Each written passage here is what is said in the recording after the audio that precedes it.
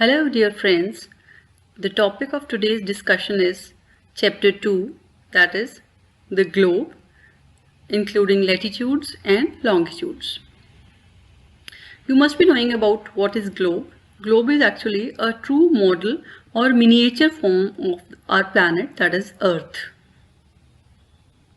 If you must have seen the globe, you can see that there is central axis through which a long needle-like structure is passing, connecting the north and south pole, and you can spin the globe from west to east around that axis. Actually, the Earth does not have any pin passing through it, but it also moves through an imaginary line connecting north to south pole, that is called as Earth's axis. So globe is just a presentation of Earth, and it can vary in size. It can be very small pocket globe, or it can be very large. It can be in the form of balloon, which can be inflated and can be carried over easily. And globe represents the various countries, continents and oceans proportionately to their actual correct size. North and south poles you already know. The Earth has marked area at the north end, that is called North Pole, and another end, that is South Pole. And if you see this figure, it is a globe and it is representing a circular line passing over the surface of the Earth between the North and South Pole. This is known as equator. Okay, so it basically divides the Earth into a northern half and a southern half. This northern half is called northern hemisphere, which is present between the equator and North Pole, and southern hemisphere is present between equator and South Pole. And with the help of certain other lines, you can see there are certain other circular lines which are drawn here at different levels from equator northwards towards the North Pole. Similar circular lines are also drawn from equator, starting from equator to the South Pole. And these circular parallels are known as parallels of latitudes. Why they are needed? Because if we want to know the place, location of a place, then we have to mark some lines or have some points in reference to that place. So that is why we need these lines. So these are called parallels of latitude, and they are running parallel to each other. And if we consider this circle over the surface of Earth, it makes an angle of 360 degrees in total. And if we see from equator to North Pole, this part will be establishing an angle of, making an angle of 90 degrees. So that is why equator is at 0 degrees. And if we move towards the North Pole is at 90 degrees. So here these latitudes, these parallels of latitudes are at different angles, making a different angle. So like this is 20, 40, 60, 80, and North Pole is at 90 degrees north latitude. Similar is on the south side. If you keep on drawing parallel lines, circular lines, they will be making angles up to 90 degrees till South Pole. Okay, so let's move on to certain important latitudes which are named. So let's see, like here in this figure, you can see this is the 0 latitude. Okay, that is the equator, which is dividing the Earth into a southern, northern and a southern hemisphere. There are certain other named latitudes, parallels of latitudes. Towards the north is Tropic of Cancer and Arctic Circle. Tropic of Cancer is 23.5 degrees north latitude. Similarly, towards the south there is Tropic of Capricorn, which is 23.5 degrees south. And if we still move towards the pole in the northern hemisphere, you see another latitude, that is Arctic Circle, and this is 66.5 degrees north. Similarly, on the south there is Antarctic Circle, which is also 66.5 degrees south. Now, according to these important named landmarks, that is the latitudes, parallels of latitudes, you divide the earth into different zones. Okay, like the zone between the Tropic of Cancer and Tropic of Capricorn around the equator is known as torrid zone, because it is quite hot zone. You can imagine that if a torch is thrown with its light falling perpendicular to some object, you will have sharper image. Similarly, if the light falling on an object is slanting, we will receive less heat. So same is the concept here. At the equator, in the torrid zone, in some part of the year, there will be direct sunlight falling on this zone. So that is why this zone is quite hot and it is called as torrid zone. The zone beyond the Tropic of Cancer, that is between the Tropic of Cancer and Arctic Circle, is known as North Temperate Zone, and between the Tropic of Capricorn and Antarctic Circle is known as South Temperate Zone. So around the equator is torrid zone. Beyond the Tropic of Cancer and Capricorn are the temperate zones. And if we see between the North Pole and Arctic Circle, there is another cold zone that is called as frigid zone. Similarly, near the South Pole also. So there are three zones basically. Around the equator is torrid zone. Beyond the tropics are the temperate zones. And between the pole and Arctic Circle, between the pole and Antarctic Circle is the frigid zone. So basically the temperate zone is having moderate temperature, moderate environment, whereas the frigid zone is very cold, because here the sun doesn't go beyond the horizon. So these are the important latitudes and the heat zones which you can see, and we divide the earth according to these parallels of latitude. Here we have already seen the torrid zone, the temperate zone, and how the sunlight falls directly, producing more heat in the torrid zone around the equator. And here in the beyond the Tropic of Cancer and Capricorn, you can see the sunlight falling in a slanting way. That is why it is coming in the temperate zone. And frigid zone is very cold, nearer the poles. Okay, but when we have to fix the location of a place, in addition to the parallels of latitude, you have to have certain idea about how that place is far off towards west or east. To know that thing, we further have certain longitudinally running lines connecting the North Pole with South Pole, drawn imaginarily on the surface of the globe. So these lines connecting the North Pole with South Pole, running over the surface of the earth, are known as meridians of longitude. Now they are longitudinally running like this, so they are called as meridians of longitudes, and they are not parallel. You can see they are coming closer to each other nearer the poles and are wider apart nearer the equator. So they are not parallel, but they are equal in length, in contrast to the latitudes which vary in length, equator being the longest circle, whereas the ones which are nearer to the poles, they will be smaller. But here if we see the longitudes, the meridians of longitudes, they are of the same length, although not parallel. But one has to decide which is the zero meridian.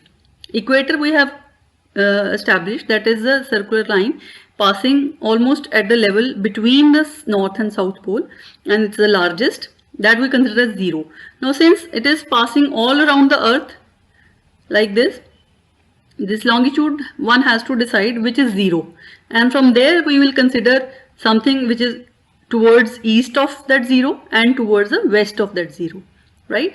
So all the nations, they decided together that we should consider some place as a zero meridian, and Greenwich is that place which was decided to be having the meridian of longitude as zero.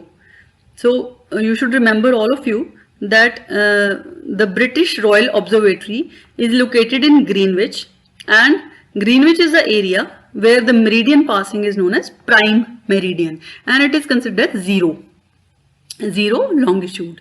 And if we consider from 0 to its opposite side, like here we are starting,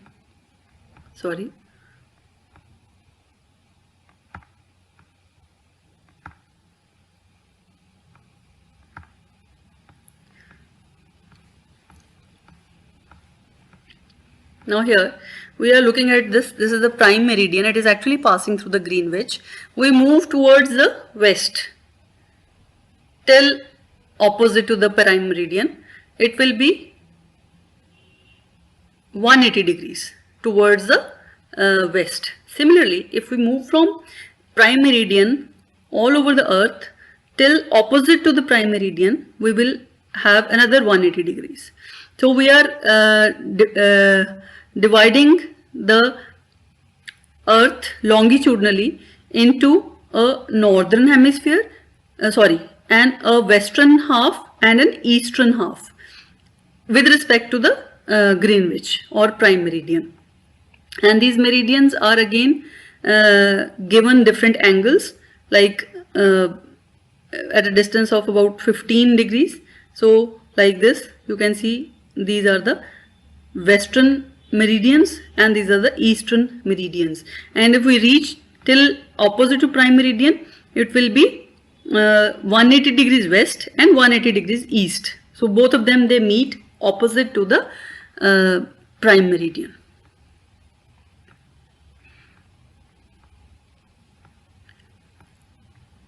Now suppose we want to locate a place, we will this is a graphical representation of how to find the location of a place.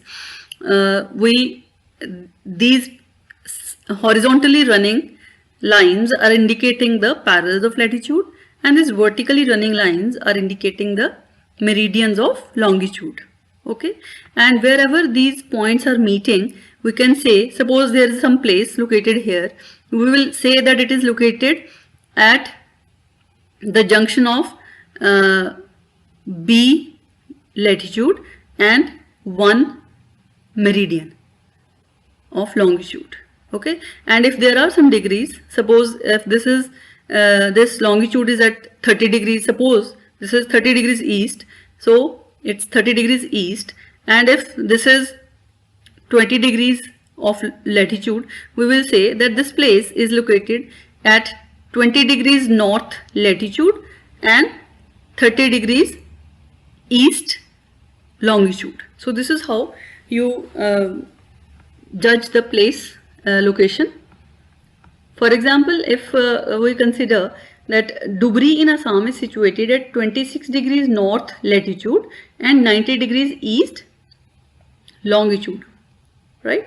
So like this we can decide what is the location of a place depending upon which longitude and which latitude it is located at. That is why these lines are important. Now let's see the importance of longitudes in relation to determination of time. Earlier we used to judge time by the movement of Earth, Moon and planet, but now these days we decide the time according to the location of a place depending upon the meridian, on which meridian of longitude it is located. For example, if we consider Greenwich, which is the prime meridian location, we decide noon according to the highest point of the sun. When the sun is highest over the Greenwich, it is considered as noon or 12 o'clock, 12 p.m. at Greenwich. So according to the principle that Earth is moving from west to east, rather rotating around its axis from west to east, the places which are ahead towards the east of Greenwich, they will be ahead of time as compared to Greenwich.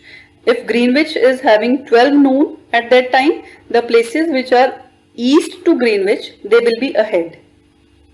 They may be having 1 p.m., 2 p.m., 3 p.m. depending upon how much distant they are from the Greenwich. Okay, so we can assess the time according to a formula. If we consider that the Earth is spinning around its axis in 24 hours, the total angle covered by the Earth is about 360 degrees in 24 hours. It means 15 degrees in an hour or 1 degree in 4 minutes. So we can calculate accordingly. If there is 12 noon at Greenwich, a place which is 15 degrees east of Greenwich will be 60 minutes ahead of the Greenwich, right? That is 1 hour ahead of Greenwich. By multiplying it with 15 degrees is the longitude location, and we multiply it with 4, and then we get 60 minutes, because 1 degree indicates 4 minutes. So if it is 15 degrees east, we will multiply it with 4 to get the time how much it is ahead of Greenwich. So basically, if Greenwich is 0, that is prime meridian, any place which is 15 degrees east of Greenwich, it will be 1 hour ahead in time. And similarly, if any place is to the west of Greenwich, it will be 1 hour behind it if it is 15 degrees west. Okay. But when we consider a place like India, you can see here, if we consider the westernmost edge and the eastern edge of India, there will be some difference of the longitudes. Like you can see here, there is a place known as Dwarka in Gujarat and Dibrugarh in Assam. Here, somewhere here will be Dibrugarh in Assam, and here is Dwarka in Gujarat. Their longitudes are quite different. If we consider the western edge, it is at 68 degrees east, and if we consider the eastern edge of India, it is 97 degrees east. So there is a difference. So if we consider time zone, there will be difference in time in the western edge and eastern edge of India, but we don't want that difference to be there within a country. So for that purpose, if suppose a train is going from here to here, there will be difference in time, so we will not be able to understand how much time the train is taking. So that is why a central meridian is considered, and accordingly the time is fixed, and that is called Indian Standard Time. Okay, like Indian Standard Time is considered according to the 82.5 degrees east meridian of longitude. Although the India's location is between 68 degrees east longitude and 97 degrees east longitude, but we consider the time throughout India according to the central imaginary line, that is a longitude located at 82.5 degrees east. So this meridian is used for standardizing the time in India, and this standardization makes India's time as Indian Standard Time. So here you can see this, India is located east of Greenwich at 82.5 degrees east, and it is 5 hours 30 minutes ahead of Greenwich Mean Time. I have already told you Greenwich Mean Time, how it is decided. So it will be 7:30 p.m. in India when it is 2 p.m. noon in London. Greenwich is located in London. Because of some countries, they have a huge or a very long longitudinal extent, so there can be more than one standard time. Like we have seen in India, we have decided that standard time in India will be considered with respect to 82.5 degrees east meridian, but certain countries are very large, so they can have different standard times. Like in Russia, there are 7 standard times. So similarly, we divide the Earth into 24 time zones of 1 hour each. Each zone thus covers 15 degrees of longitude. So with this, we come to know about the importance of longitudes and latitudes. That's all. If you like my video, please like and subscribe. Thanks for watching.